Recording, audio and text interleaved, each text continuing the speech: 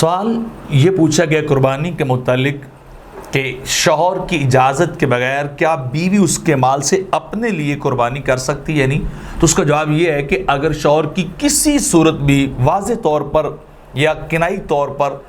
جو ہے وہ اجازت موجود نہیں ہے یا اس نے نہیں اجازت دی ہے تو پھر عورت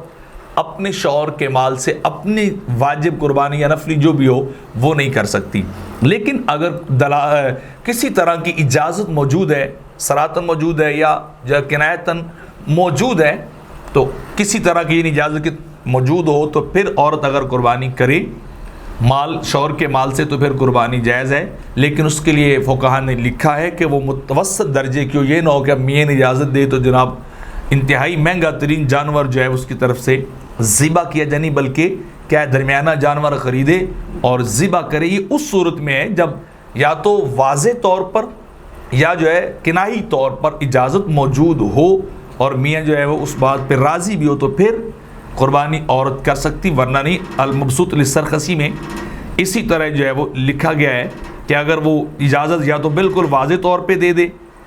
اجازت، اور یا جو ہے وہ مطلب ہے بالکل اشارتاً کنایتاً اجازت دے دے تو پھر جو ہے وہ اس کا قربانی کر سکتے، ورنہ اگر وہ اجازت کے بغیر کرے گی تو اس کی قربانی وہ نہیں ہوگی۔